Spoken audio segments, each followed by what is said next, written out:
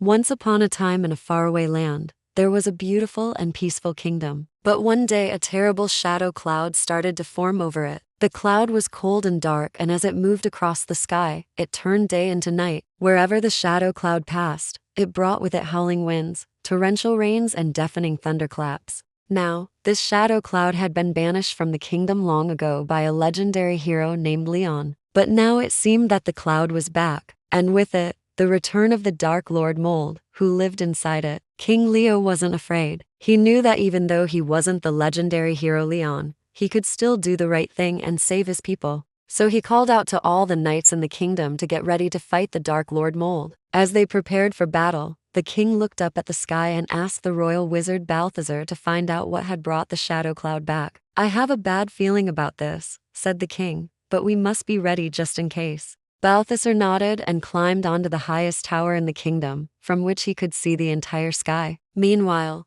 the king met with his knights. There were all shapes and sizes, from tall and strong to small and swift. All of them were brave and loyal, but many of them were scared too. They'd heard stories of the Dark Lord Mold and his shadow minions. Some of the knights were so frightened they started arguing amongst themselves, which made the king even more worried. After a while, Balthazar came running down the tower. "Your Majesty," he cried, "the shadow cloud is not being controlled by the Dark Lord Mold. It seems to be controlled by someone else." "Someone else?" asked the king. "Who could that be?" Balthazar shook his head. "I couldn't see who was controlling it, but I did see something strange. There was a little girl sitting on top of the cloud, and she seemed to be making the weather with her magic." When the king heard this, he felt a little better. If this was just a little girl, then maybe they had a chance to stop her. But when the knights heard this, they became even more frightened. "A little girl?" they cried. "How can we fight an army of shadow minions if we don't know where they are coming from? We need to defeat the Dark Lord Mold first."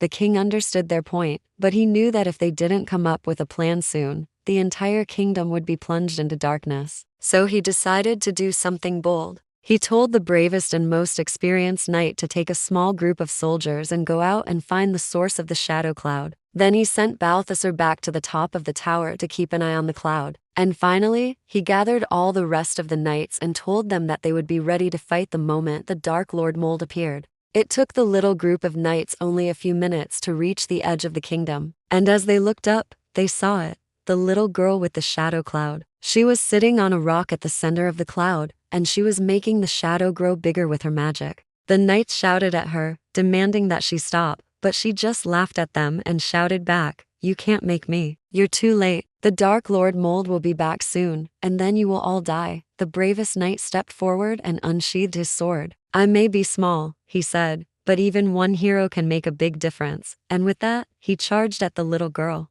She screamed in surprise and tried to stop him with a bolt of lightning, but he dodged it and sliced her staff in half with his sword. As the staff broke, the shadow cloud disappeared, revealing a scared and tiny girl underneath. The knight walked over to her and asked, "Why did you try to bring back the Dark Lord Mold?" The girl looked down at her feet. "I wanted to be powerful," she whispered. "I wanted to be like the Dark Lord." The knight knelt down next to her and said, "There's more than one way to be powerful, my little friend. Being kind and helping others is a great power too." And with that, he took her hand and led her back to the kingdom. As they walked, the knight kept an eye on the sky, making sure that the shadow cloud wasn't coming back. Soon enough, they reached the gates of the city, where they were met by the king and the other knights. The king embraced the little girl and thanked her for returning the sunshine to the kingdom. And as a reward for her bravery, she was given a place in the royal guard, where she spent the rest of her days protecting the kingdom from anyone who wished to do it harm. The end. Do you think the little girl learned her lesson? What do you think?